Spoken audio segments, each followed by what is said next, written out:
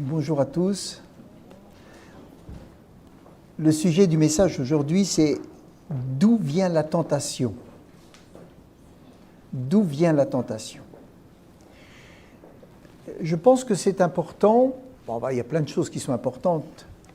Je pense que c'est important parce que on peut venir à un culte, passer un bon moment, sortir comme si on a été allégé. Et on a été allégé. Et rentrer à la maison et se retrouver à nouveau dans des problèmes qu'on n'arrive pas à surmonter, à dépasser. Et je pense que l'intérêt, c'est de pouvoir trouver la victoire, de venir avec la victoire, amen, au culte, et de sortir en sachant que la victoire nous accompagne et qu'elle est à la maison, amen, parce que la victoire, elle doit être à la maison, pas simplement à l'église. Trop de gens souffrent parce que la victoire n'est pas à la maison, elle est simplement dans les moments de rassemblement. Alors imaginez, on a eu si peu de rassemblements depuis 1 an. Combien les choses ont pu peut-être se dégrader. Donc, le message, c'est d'où vient la tentation? Alors, il y a plusieurs questions. D'où vient la tentation? Qui nous tente? Qui nous tente? La tentation est-elle un péché? Faut-il avoir péché pour être soumis à la tentation? Et quel objectif a la tentation? Alors bien sûr, on ne va pas développer le sujet en 40 minutes. J'ai 40 minutes aujourd'hui, oui. On ne va pas développer le sujet en 40 minutes parce qu'il y a beaucoup de choses à dire. Mais déjà le mot tentation, j'aime bien chercher dans le dictionnaire que veut dire tentation.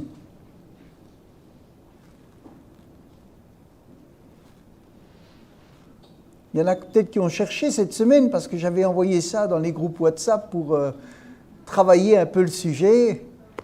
Alors, est-ce que quelqu'un a la réponse?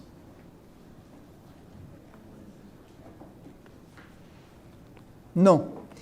Alors, ça veut dire incitation au péché. Incitation au péché. Dieu peut-il nous inciter au mal, à votre avis?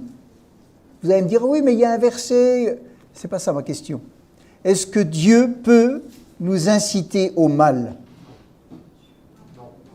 Non. Alors, déjà, d'où vient la tentation? Je ne veux pas parler de l'exception, je veux parler de la doctrine générale. Pas de l'exception, parce qu'il peut y avoir des exceptions. Vous savez, on parlait l'autre jour quand Samuel est revenu. C'était une exception. Mais ça ne veut pas dire qu'on doit se servir d'une exception pour en faire une doctrine, ou pour s'en servir, ou pour se justifier. Non. Alors on va lire dans Matthieu chapitre 4, au verset 1. Matthieu chapitre 4, verset 1. Bien sûr, on a l'exemple de Jésus. C'est un très bon exemple. Matthieu 4, verset 1, il est dit « Alors Jésus fut emmené par l'Esprit dans le désert pour être tenté par le diable. » Jésus avait-il péché pour être tenté? Non. A-t-il péché pour être incité à transformer des pierres en pain pour se nourrir? Non. A-t-il péché pour que l'ennemi lui dise « Jette-toi de la falaise et des anges viendront te retenir » ? Non. Était-il orgueilleux pour vouloir tous les royaumes de la terre? Non. Jésus avait-il dans son cœur le désir de pécher? J'ai pas entendu les mêmes noms que tout à l'heure. Jésus avait-il dans son cœur le désir de pécher? Avait-il déjà des convoitises dans son cœur? Encore moins. C'est vrai que nous, voilà, des fois les convoitises, hein, on est attiré par quelque chose et on ouvre des portes. Mais là, Jésus, non. Il n'y avait rien de tout cela dans le cœur, les pensées de Jésus. Et ça, c'est important. Parce que quand on revient au début du message, il est dit qu'il a été amené pour être tenté. Et là, on voit que Jésus n'a commis aucun péché. Ça veut dire que la tentation peut venir sans avoir commis de péché. Donc, si une tentation vient dans votre tête, ne commencez pas à dire « je suis mauvais, je suis ceci, je suis cela, je suis… » Non. Comprenez que le tentateur est venu pour vous tenter.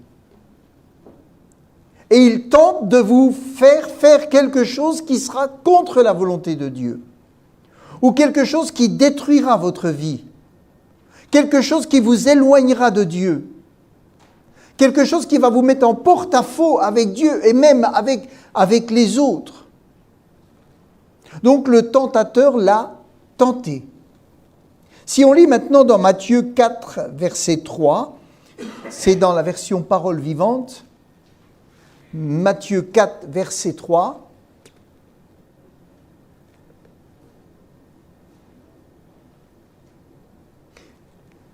j'ai peut-être…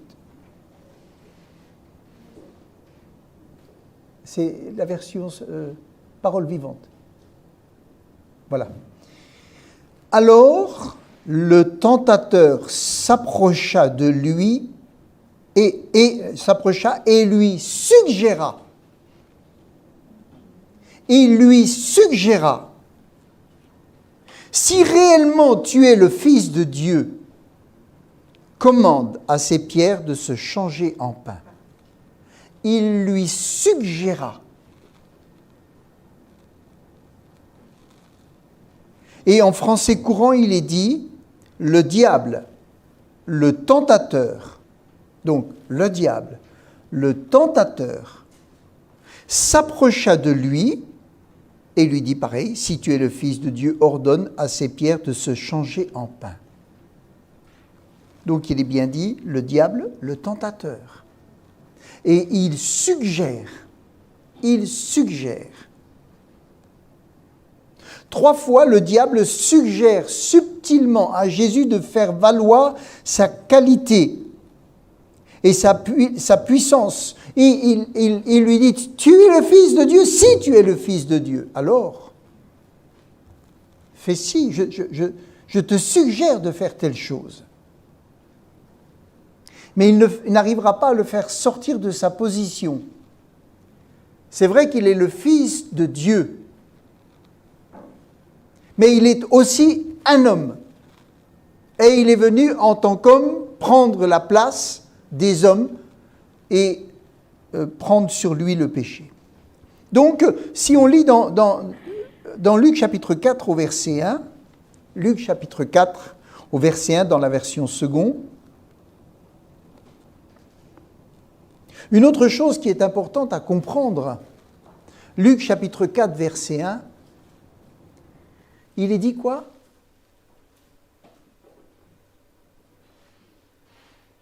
Il est dit quoi? Jésus rempli du Saint-Esprit revint du Jourdain et fut conduit par l'Esprit dans le désert où il fut tenté par le diable pendant 40 jours. Rempli de l'Esprit, il fut tenté. D'accord? Souvent, les gens pensent que parce qu'ils sont remplis du Saint-Esprit, il n'y aura pas de tentation. Ils sont trop forts. Non? Jésus, rempli du Saint-Esprit, fut emmené dans le désert pour être tenté. Donc, ce n'est pas parce qu'on est rempli du Saint-Esprit que le diable ne rôdera pas autour de nous pour nous suggérer quelque chose. Alors, le deuxième point, c'est qui nous tente. Donc, nous voyons très clairement dans ces passages que c'est le tentateur qui cherche à nous détourner de la parole de Dieu. Et Jésus était rempli de l'Esprit quand il a été emmené dans le désert. Il n'a pas été tenté par lui-même, par sa propre convoitise, mais par le tentateur. C'est vrai qu'on est peut-être tenté par quelque chose qu'on convoite. Mais là, je m'arrête sur ce point-là.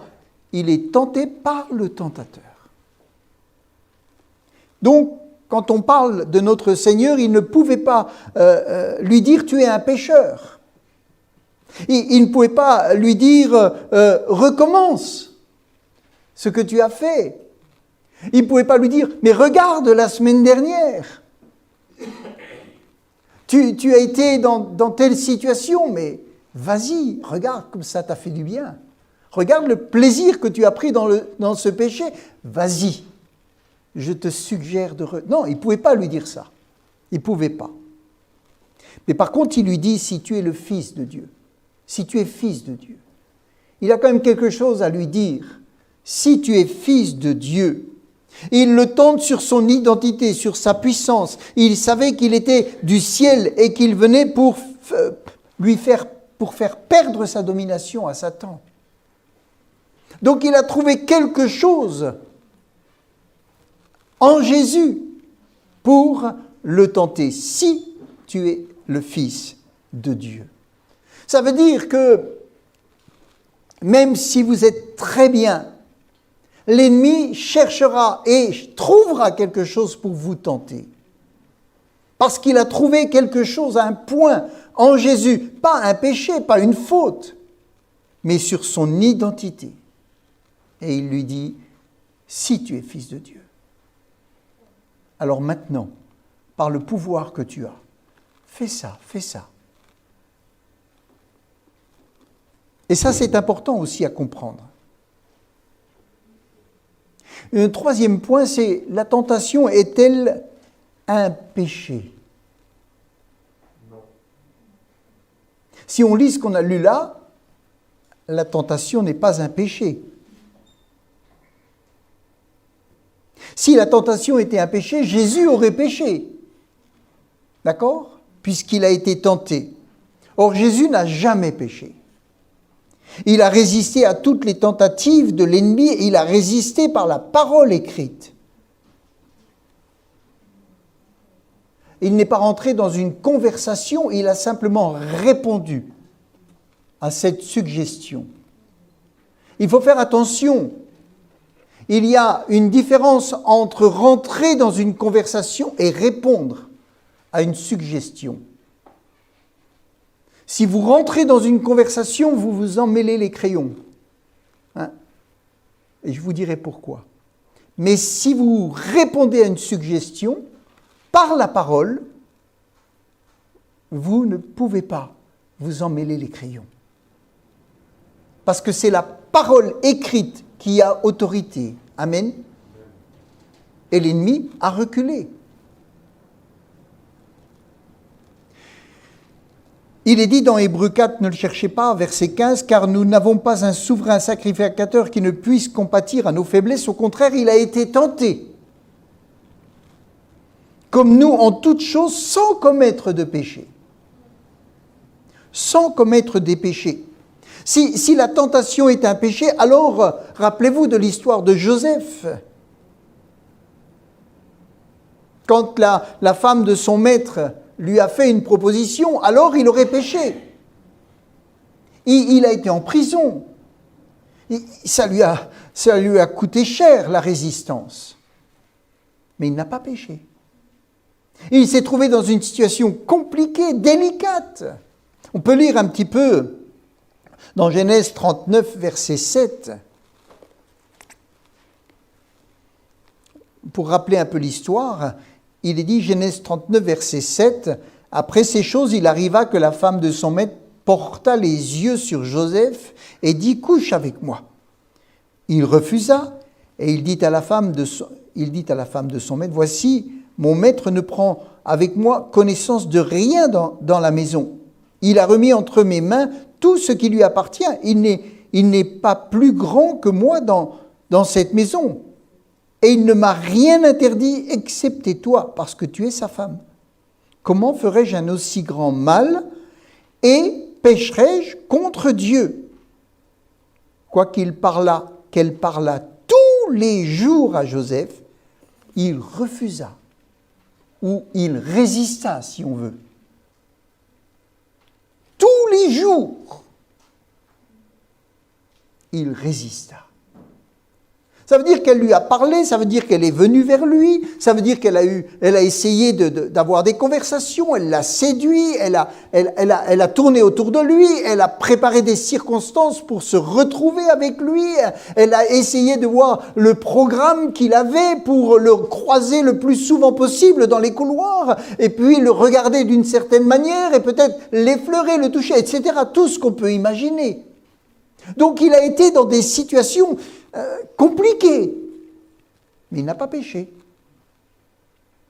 Elle n'a fait que de le tenter au maximum, avec persévérance, avec insistance, en lui suggérant certainement des choses et des rendez-vous, des rencontres secrètes et tout ce qu'on veut. Mais il n'a pas péché.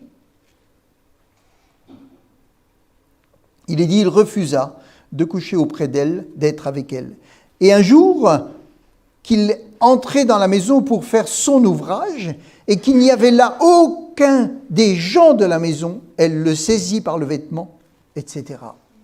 Donc, elle a trouvé encore une circonstance. Il n'y avait personne. Je ne sais pas si c'est elle qui a prévu ces circonstances, si elle a dit à tout le monde, vous avez votre journée, c'est congé aujourd'hui, et qu'elle a préparé le terrain pour se retrouver toute seule avec lui.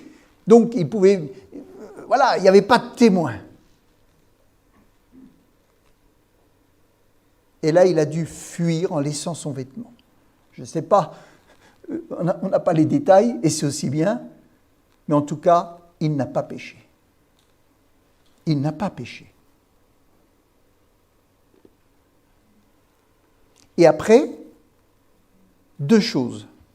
C'est la tentation et l'accusation. Parce qu'après, je ne veux pas lire parce que c'est trop long, mais il est dit, voyez, il nous a amené un Hébreu pour se jouer de moi, etc. Elle a attendu son mari, elle a montré le vêtement, etc. Elle l'a accusé et il a été en prison. Mais cet homme n'a pas péché. Il a été fortement tenté. Il a été amené jusqu'au bout pour essayer vraiment de le faire céder. Mais il a résisté. Parce qu'il avait deux pensées. Il dit déjà, mon maître me fait confiance et je ne veux pas pécher contre Dieu. Il voulait honorer le maître qui lui faisait confiance, qui lui avait donné les pouvoirs, et il ne voulait pas pécher contre Dieu. Tentation donc et accusation. Et donc dans cette affaire, Joseph n'y était pour rien. Il n'y était pour rien. Et pourtant, il est en prison. Donc, une chose importante que je pourrais dire, c'est que, déjà dans un premier temps, dire que le tentateur tente pour inciter au péché. Et puis, il est accusateur. Voilà. Il incite au péché et il est accusateur. Il vous accusera d'avoir une mauvaise pensée, vous faisant croire que vous ne valez rien, que vous n'êtes pas digne de la croix, etc. Vous n'êtes pas digne d'aller au ciel. Peut-être parce que vous avez péché. Donc, notre objectif, c'est de comprendre que la tentation ne pousse jamais au bien. La tentation ne pousse jamais au bien, ou le tentateur ne poussera jamais au bien, mais au mal. Comprenez que ça vous poussera toujours au mal. Et que le mal ne vient pas de Dieu. Donc ne rentrez pas en discussion, ne rentrez pas en réflexion par rapport à quelque chose de mauvais qui vient dans votre cœur ou dans votre tête. Ne vous posez pas la question, mais est-ce que c'est Dieu qui me parle? Est-ce que c'est Dieu qui me pousse à dire? Non, non. Considérez que Dieu ne vous poussera jamais au mal. Il ne vous attirera jamais dans un piège.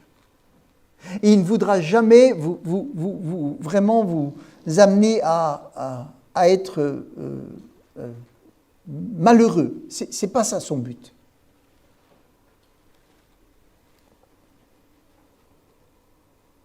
Et que Dieu ne veut pas notre chute. Il veut notre salut. Il veut notre sanctification. Il veut nous voir avec lui dans son royaume. Amen. Et on l'a vu l'autre jour avec le frère, et il nous a déjà transportés dans son royaume. Amen. Mais on est sur la terre. Donc, il faut vraiment comprendre cela. Il faut comprendre, il faut être clair sur ce sujet-là. Et on ne discute pas avec l'ennemi. On réfute par la parole.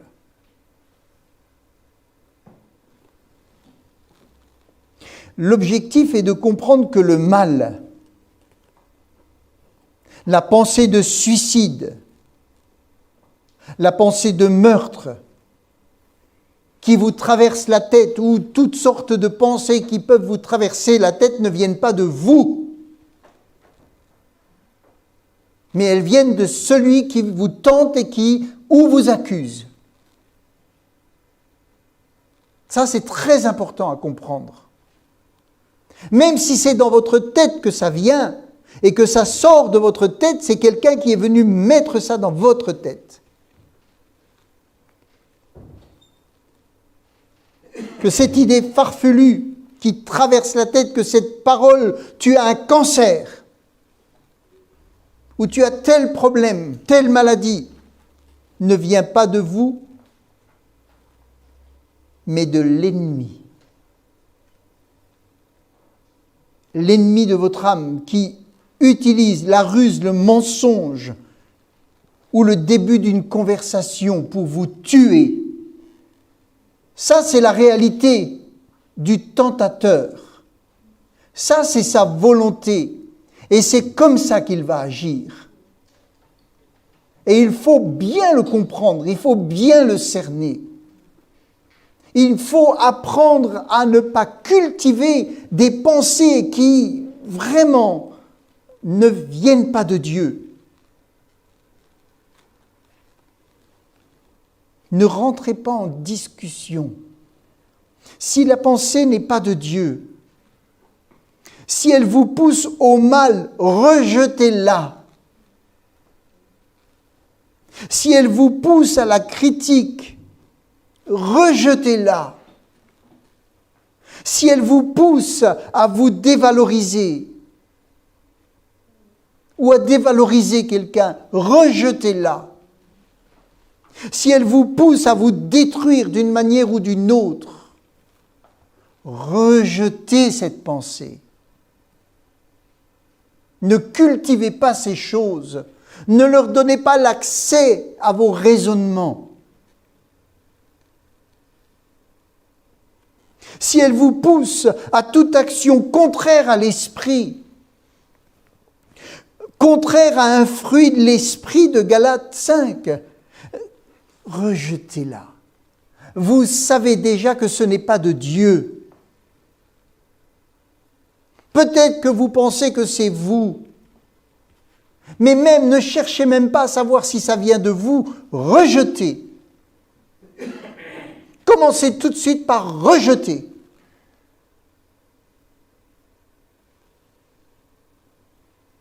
Dans un premier temps, rejetez immédiatement la pensée. Et ensuite, résistez avec une foi ferme.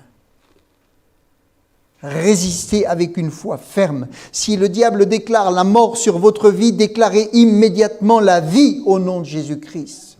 Ne cherchez pas. Mais pourquoi? Qu'est-ce que j'ai? Ah, mais oui, mais j'ai mal là. Oh, mais oui, oh là là, hier, il s'est passé ça. Je lisais Les symptômes ne sont pas la maladie, ce ne sont que des symptômes. D'accord? Alors vous pouvez rejeter les symptômes. Ce n'est pas encore la maladie. Les intentions de notre Seigneur sont toujours bonnes. Il n'est pas un homme. Il n'est pas votre voisin. Il n'est pas celui qui vous a trahi ou qui ne tient pas sa parole. Il est au-dessus de tout ça. Les intentions de notre Seigneur sont toujours bonnes. Même s'il nous éprouve. Et ça, c'est différent. Les intentions de Satan sont toujours mauvaises. Les intentions de la chair sont toujours mauvaises. Parce qu'elles sont contraires à l'esprit. Et les intentions du fruit de l'esprit sont toujours bonnes. Le mot tenter, éprouver, mettre à l'épreuve. Parce que ce mot-là, il veut dire tenter, tentateur, éprouver, être tenté, mettre à l'épreuve. Donc, tout le monde peut s'en servir. L'ennemi s'en sert. Et Dieu se sert aussi, parce qu'il peut nous mettre à l'épreuve. Mais c'est différent. Le tentateur tente pour détruire. Et il y a souvent un amalgame entre ce qui vient du Seigneur et ce qui vient de l'ennemi, et ce que l'on pense venir de nous. C'est pour ça que des fois, on ne sait plus où on en est. Hein. On ne sait plus où on en est. Hein. J'aimerais vous dire et vous rappeler une chose qui paraît tellement évidente, c'est que Dieu n'est pas votre adversaire. Dieu n'est pas votre adversaire. Vous en avez un qui veut votre chute et vous en avez un qui veut votre victoire. Si vous êtes son enfant, Dieu vous aime et il veut vous équiper. Il est mort pour vous. Amen. Restez toujours sur cette pensée-là. Quoi qu'il peut arriver, soyez confiants que Dieu vous aime et qu'il n'a qu'un bon but pour vous. Oh là là, il faut que j'aille plus vite. Dans 1 Pierre chapitre 5, au verset 8, il est dit, 1 Pierre 5, 8,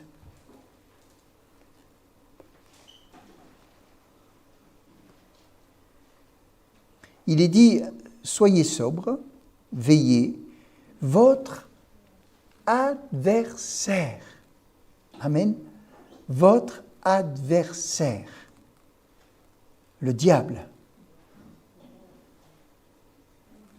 rôde, il rôde. Et là, dans une méditation, je lisais, rôde comme un lion rugissant. Il n'est pas un lion rugissant. Il n'a pas le pouvoir du lion rugissant, mais il fait comme s'il l'avait. Ça veut dire qu'il a perdu son pouvoir, mais il rugit pour vous faire peur et pour vous faire croire des choses. Il fait comme le lion rugissant. Vous savez, si vous êtes devant un vrai lion qui rugit devant vous, vous allez... Je ne sais pas ce que vous allez faire d'ailleurs, hein. Et moi non plus. Hein. Mais si vous avez un haut-parleur avec la voix d'un lion rugissant, au début vous allez vous retourner dans tous les sens, puis après vous allez comprendre que c'est un haut-parleur. Et vous allez dire, j'ai pas peur d'un haut-parleur. Même si la voix, elle rugit, ce n'est qu'un haut-parleur. Il est comme un lion rugissant. Cherchant qui il dévorera. Mais lui, il n'a plus le pouvoir, parce que vous êtes enfant de Dieu et parce que vous avez le nom, on l'a chanté, qui est au-dessus de tous les noms, et parce que vous avez la parole écrite pour lui résister. Amen. Et il est dit, résistez-lui avec une foi ferme, sachant que les mêmes souffrances sont imposées à vos frères dans le monde. Il n'y a que moi qui vis ça. Non, les mêmes souffrances sont imposées. Ça veut dire que le lion rugissant ou l'ennemi rôde autour de tous ceux qui appartiennent à Christ pour les faire chuter. Dans la prière de Jésus, que Jésus enseigne à ses disciples, il leur dit, je vous le lis, dans Matthieu 6, 13, dans Parole vivante, il est dit, garde-nous de céder à la tentation. Amen. La prière qu'il apprend, c'est, Seigneur, garde-nous, pas de la tentation, mais de céder à la tentation. Il est dit, garde-nous de céder à la tentation, mais au contraire, délivre-nous du tentateur. Délivre-nous. Amen. Car c'est à toi qu'appartient pour toujours le règne. Si on lit encore dans Matthieu chapitre 26 au verset 41, Matthieu 26 verset 41, il est dit,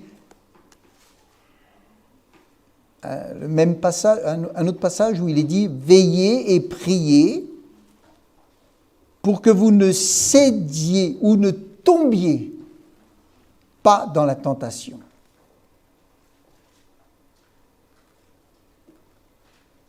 Donc, vous serez tentés. Mais quand on veille et on prie, c'est pour ne pas tomber dans la tentation. Donc la tentation, elle sera là. L'esprit est plein de bonne volonté, mais la nature humaine est faible et le corps a ses défaillances. Donc priez, veillez. Et Jésus donne dans sa prière, garde-nous de céder à la tentation, mais au contraire, délivre-nous du tentateur. C'est la prière qu'il a appris à ses disciples. Et si on lit maintenant autre chose dans Luc chapitre 8, au verset 13, pour essayer, il me reste 10 minutes, pour essayer de comprendre pourquoi on cède à la tentation.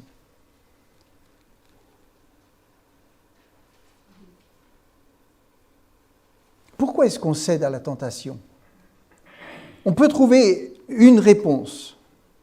Dans Luc chapitre 8, verset 13, dans Parole vivante, quand il est parlé du grain qui est semé, c'est-à-dire la parole qui est semée dans les cœurs.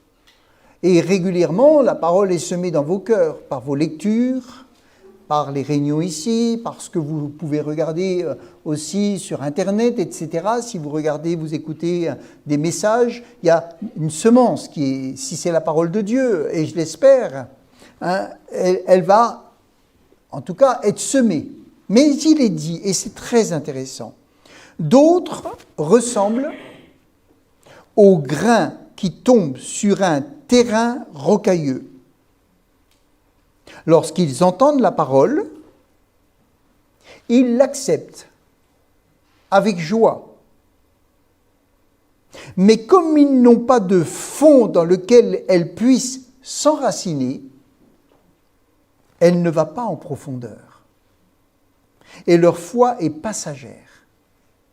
Elle ne va pas en profondeur parce qu'il n'y a pas le terrain. Et il est dit juste après, lorsque surviennent, premièrement, les difficultés, deuxièmement, l'épreuve ou la tentation, ils se retirent et abandonnent tout. Donc, si on réfléchit à ce qui est dit là, il y a ce qui nous fait céder à la tentation si facilement. C'est pas que l'ennemi est puissant. C'est pas ça. C'est pas que Dieu n'entend pas nos prières. C'est qu'il y a quelque chose qui n'a pas fait l'effet qui devait se faire dans notre cœur. Parce que la terre, c'est notre cœur. Et là, il est dit, ils acceptent. Amen. Ce n'est pas des gens qui sont opposés. C'est des gens qui acceptent la parole. Avec joie, mais il n'y a pas le terrain n'est pas prêt pour l'enracinement. Donc ça ne tient pas. Pourquoi on peut être si fortifié un dimanche et que 2 jours après dans la semaine, on va tout balancer, voilà, dans la difficulté, la tentation et l'épreuve, on va tout balancer. Pourquoi ? Il y a eu un manque d'enracinement. C'est-à-dire la parole, elle est puissante, mais comme elle ne s'enracine pas comme il faut, elle ne peut pas faire l'effet qu'elle doit faire. C'est où l'auditeur oublieux, mais là, ça parle du cœur. Ça parle de la préparation du cœur. Et ça, c'est très important. Elle ne va pas en profondeur.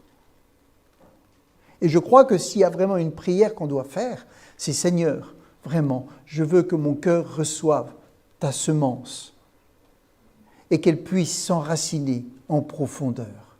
Parce que si elle arrive à s'enraciner en profondeur, alors quand il y aura la difficulté, quand il y aura l'épreuve ou quand il y aura la tentation, cette parole enracinée va ressortir parce que l'Esprit de Dieu va la faire sortir. Et elle va me revenir à la mémoire, elle va revenir dans mon cœur et je vais pouvoir la proclamer. Et la difficulté va être vaincue et le tentateur va être rejeté. Et l'épreuve va être surmontée. Amen. C'est ça qui manque. C'est pour ça, des fois, on va dire, il faut jeûner. Je ne dis pas qu'il ne faut pas, on va le faire d'ailleurs, c'est dans le programme. Il faut jeûner, il faut passer des heures. Non, la première chose qu'il faut faire, c'est quand on reçoit la parole, la laisser s'enraciner. Et si la parole s'enracine bien comme il faut, alors elle vous sera utile le jour où il y aura besoin. Amen. Vous pouvez passer des années à prier, à faire tout ce que vous voulez. Si la parole ne fait pas ce qu'elle doit faire, si la semence n'a pas le rôle qu'elle doit avoir, vous pouvez faire tout ce que vous voulez, ça ne fonctionnera pas. Jésus a répondu par la parole. Quand il a été amené dans le désert, il avait eu cette préparation pendant des années. Pourquoi Dieu dit à Josué, si cette parole si tu t'en détournes pas, si tu la médites, tu réussiras. Tu réussiras. La première chose, c'est ça. Et tout le reste, c'est après. Il est dit, enfin la semence. Ah non, verset 14. La semence tombée au milieu des ronces représente ceux qui ont écouté la parole, mais en cours de route, les soucis quotidiens, la soif des richesses, l'appel des plaisirs du monde étouffent la jeune plante. Elle étouffe la jeune plante, de sorte qu'elle ne parvient pas à maturité et ne donne pas de fruits. Voyez-vous, là, il y a autre chose. La semence, elle est là, mais on lui dégage pas le terrain pour qu'elle pousse. Elle n'est pas ensoleillée comme il faut, il y a tout un tas d'herbes autour. C'est-à-dire qu'on ne fait pas le tri dans sa vie. Ma priorité, c'est que la parole de Dieu puisse se développer. Donc, je vais faire en sorte que tout ce qui l'empêche de se développer soit enlevé. Amen. Je fais de la place. Les jardiniers, ils font de la place pour que la plante qui porte du fruit puisse pousser. Elle est bien semée, elle n'est pas malade. C'est simplement qu'elle n'a pas la place. Et nous avons besoin de faire de la place. Parce que cette semence est la seule qui a la puissance et l'autorité de faire changer les choses. Il est dit, les soucis du quotidien. Ça peut être les sous, les soucis. Les sous ou les soucis du quotidien, la soif des richesses et l'appel des plaisirs du monde étouffent la jeune plante. Et puis après, enfin, la semence tombée dans la bonne terre désigne ceux qui, après avoir écouté la parole, premièrement, écouter la parole, avec un esprit ouvert,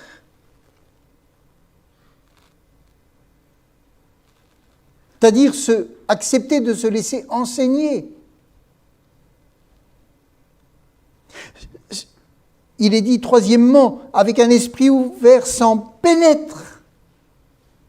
C'est-à-dire, cette parole, Seigneur, je ne veux pas simplement qu'elle soit là, qu'elle descende 30 cm plus bas dans mon cœur. Et je veux que cette semence, elle ait la place qui est de la terre. Vous savez, quand vous voulez jardiner, la première chose à faire, c'est labourer. Préparer la terre pour pouvoir semer. Ça, c'est important. Les jardiniers peuvent vous apprendre beaucoup de choses sur le spirituel. Ou en tout cas, en les regardant, vous apprenez des leçons spirituelles. Et la retiennent. Amen. Dans un cœur honnête. Et bien disposé. Il persévère, sixièmement, et il porte ainsi du fruit. Alors, il ne faut pas dire le diable a gagné. Non. Enlevez le diable de là, laissez-le dans son coin, et intéressez-vous à ce que dit la parole de Dieu. Intéressez-vous à la méthode de la parole de Dieu. Intéressez-vous à la méthodologie que nous donne la parole de Dieu pour réussir, pour être vainqueur, pour pouvoir résister. Intéressez-vous à ça et mettez en pratique ces simples points-là. Dites, voilà, mon cœur a été dur. Cette parole n'a pas pu s'être enracinée. Pardon Seigneur. Je vois qu'il y a quelque chose il y a des cailloux, il y a quelque chose. Romains 2, verset 29, j'ai dépassé le temps. Il est dit, Romains 2, verset 29, dans Parole vivante. Et je finirai sur ces deux versets-là. Le vrai juif, c'est celui qui l'est intérieurement. Parce que c'était la loi, c'était la circoncision. Mais il est dit, le vrai juif, c'est celui qui l'est intérieurement, dont le cœur a été circoncis. C'est-à-dire changé. Amen. Il faut qu'il y ait déjà un changement. Et cela, c'est que l'Esprit qui peut le faire. Et là, on a besoin du Saint-Esprit qui change quelque chose en nous. Et non la loi. Le légalisme, c'est croire que par la loi, on peut faire la volonté de Dieu. Non, vous ne pouvez pas faire la volonté de Dieu par la loi. La loi, elle vous condamne. Elle vous dit, voilà ce que dit la loi, alors tu ne l'as pas fait, donc tu es pécheur. La loi, c'est un pédagogue qui nous condamne. Mais la puissance du Saint-Esprit, quand on désire appartenir à Christ, change le cœur. Amen. C'est pour ça que les pharisiens ne pouvaient pas s'en sortir. Parce qu'ils parlaient de l'alliance avec Moïse, avec Abraham, pour la circoncision. Ils disaient, mais nous... Et Jésus leur dit, non, il y a quelque chose qui doit changer là. Et si ça ne change pas là, vous pouvez faire tous vos efforts. On parlait, il y a 15 jours, des efforts. Vous avez la grâce et vous êtes avec vos efforts. On a parlé, il faut que tous les efforts soient faits dans le pot de la grâce. Amen. C'est important. Et il est dit, celui dont la vie a été ainsi transformée trouve la faveur de Dieu, même si les hommes lui refusent la faveur. Il trouve la faveur de Dieu. Amen. Et dans Colossiens, dernier passage, Colossiens 2, verset 11, étant unis avec lui, vous avez aussi eu part à une circoncision. Je vais le laisser chercher. Ah, il va vite, lui. Oh là là, il est bien formé là. étant unis à lui, vous avez aussi eu part à une circoncision qu'aucune main humaine n'a accomplie. Vous n'allez pas à l'hôpital et vous dites, voilà, je veux circoncire mon cœur. Est-ce que vous pouvez me donner le bon chirurgien? Non, vous allez à l'hôpital, vous dites, voilà, j'ai un enfant, je veux le faire circoncire. Ok, il n'y a pas de problème. Mais vous n'allez pas voir un chirurgien pour la circoncision du cœur. Non, vous ne pouvez pas. Il est dit, ainsi unis à lui, vous avez aussi eu part à une circoncision qu'aucun être, aucune main humaine n'a pu accomplir, à celle que demande le Christ et qui consiste à vous dépouiller de votre nature pécheresse. Vous dépouiller de votre nature pécheresse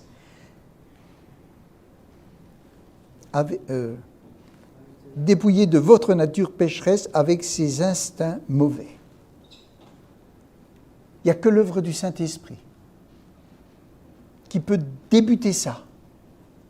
Et après, vous faites tous vos efforts. Amen. Si on n'a pas ça, ça ne sert à rien. Il faut qu'il y ait... C'est la conversion, et puis après, c'est élargir son cœur, laisser labourer, que Dieu travaille. Donc, si vous ne méditez pas la parole de Dieu, il ne se passera rien. Si vous ne nourrissez pas votre âme de la parole, et je vais vous dire, quand il y a des fortes pluies très fortes, est-ce que ça rentre dans le terrain? Non, ça ne rentre pas. Je suis désolé, ça ne rentre pas. Mais une petite pluie fine pendant des jours, ça pénètre. D'accord? Donc, quand vous allez écouter 4-5 messages dans la journée, et puis c'est des fortes pluies, mais elles vont glisser. Vous ne pouvez pas intégrer tout ce que vous entendez. Vous ne pouvez pas. Je ne dis pas qu'il ne faut pas écouter, mais je dis qu'il faut prendre le temps personnellement de méditer. C'est une petite pluie, c'est une lecture lente, tranquille. Vous allez prendre, je ne sais pas, peut-être un quart d'heure dans la journée, 20 minutes en fonction de votre programme ou plus. Mais ce petit temps, c'est une petite pluie fine qui va rentrer et qui va vouloir prendre racine. Vous déblayez tout ce qui est autour afin qu'elle puisse vraiment grandir, qu'elle ne soit pas étouffée et qu'elle ait cette force pour pouvoir se développer. Le fruit va naître de cela. Amen. Et tout cela, eh bien, quand le tentateur va venir, vous serez comme Jésus. Il est écrit, avec l'assistance du Saint-Esprit, avec ce fruit qui a poussé, avec cette connaissance qui est venue, il est écrit. Et vous résisterez. Vous résisterez. Amen. Vous résisterez. Et si, alors, pour une raison ou une autre, il y a eu chute, on a un avocat. Amen. Mais le but, c'est qu'on utilise l'avocat le moins possible. Vous savez, ça coûte cher un avocat. Hein? Là, c'est gratuit. Mais n'abusez pas. Et c'est ça, la maturité spirituelle. Elle ne vient pas avec le jeûne et la prière, elle vient d'abord avec la parole. Et le jeûne et la prière sont des choses que Dieu incite, pousse. Veillez, priez, oui. Mais avant tout ça, c'est ça. Alors quand on met la charrue avant les bœufs, on n'a pas de résultat. Mais quand on met la parole en premier, avec une petite pluie fine, qui vient et qui nourrit votre âme, il en reste quelque chose. Amen. Et ce qui reste, c'est ça votre force. C'est ça votre force. Alléluia. Je ne sais plus où j'en suis, mais ça ne fait rien. Père éternel,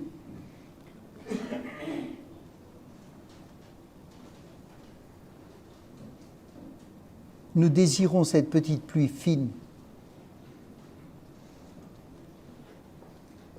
qui maintient l'humidité, afin que ta parole puisse prendre racine.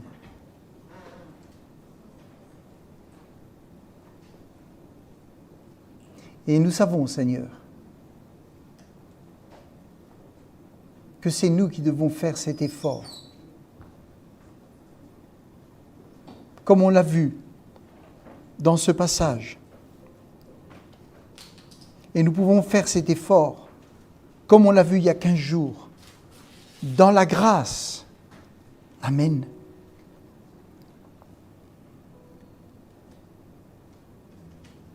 Nous voulons que ta parole vivante prenne toute la place dans notre cœur. Parce qu'elle a avec elle la puissance. Puissance de vie. Merci Seigneur. Parce que nous avons des semaines peut-être chargées. Mais Seigneur, tu nous donnes le moyen ou la possibilité de te prier et de nous organiser afin de prendre du temps. Que cette terre garde l'humidité.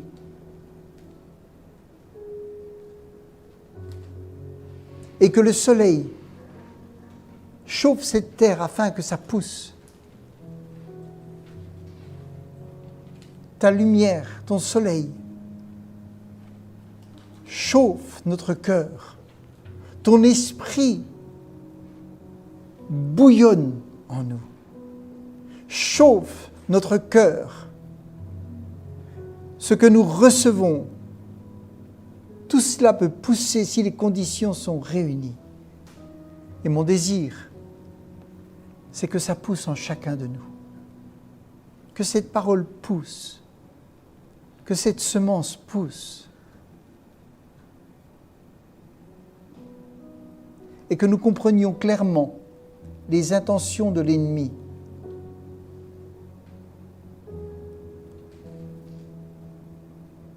N'oubliez pas que si vous rentrez dans une conversation avec l'ennemi, vous risquez de chuter. Mais si vous lui répondez avec la parole,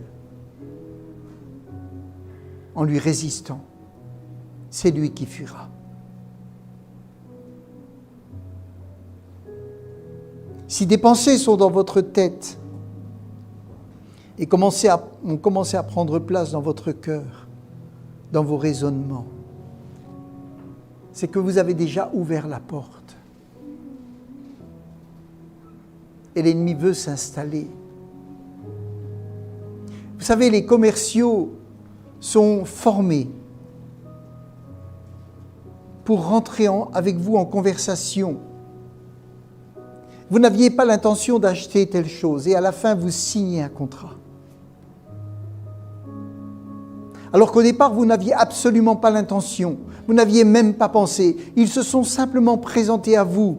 Et parce que vous n'êtes pas formés, parce que vos idées ne sont pas arrêtées, claires, parce que vous n'êtes pas capable de dire « je vous remercie de cela, mais je n'en veux pas, je ne veux pas dépenser mon argent ». Vous vous laissez prendre et vous signez des contrats. Ne signez pas des contrats avec l'ennemi. Soyez déterminés. Quand vous voulez acheter quelque chose, c'est vous qui le décidez. Ce n'est pas l'ennemi qui va vous le vendre. Je ne dis pas que les commerciaux sont des ennemis, attention. Mais ce n'est pas l'ennemi ou celui qui vient vous proposer. Non, c'est vous qui décidez. Vous avez reçu une autorité. Et c'est vous qui devez décider. Comprenons que les pièges sont là tendus. Mais si vous savez ce que vous voulez et si vous savez ce que vous ne voulez pas, alors vous pourrez dire « je ne veux pas de cela. Je vous remercie, je n'en veux pas. » Et il finira par comprendre qu'il ne peut pas accéder à son projet dans votre maison. Comprenez cela. Comprenez cela.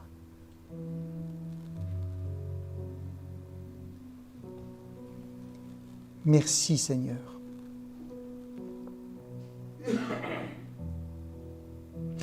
Ce matin, j'avais à cœur, pendant la louange,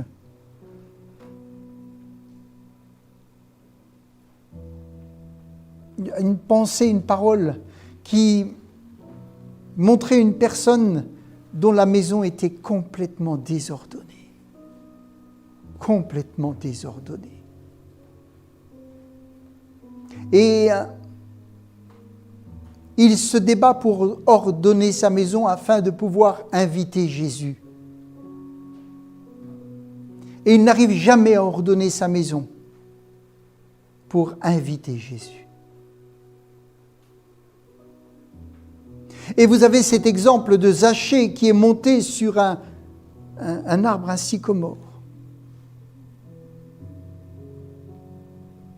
Et quand Jésus est arrivé, il lui a dit « Descends, je veux demeurer dans ta maison. »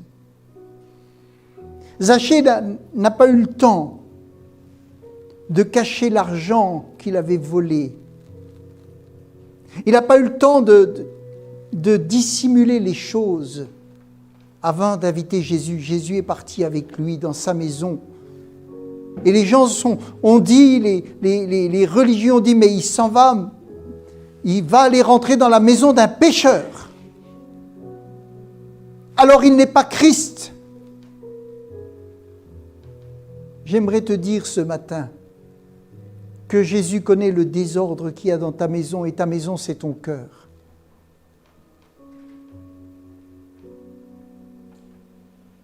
Il est rentré dans la maison de Zachée et il savait que Zachée avait volé, que Zachée avait abusé. Il savait tout. Mais la présence de Jésus a amené Zachée à dire « Je vais rendre tout ce que j'ai volé. Si j'ai fait du tort, je vais régler ça.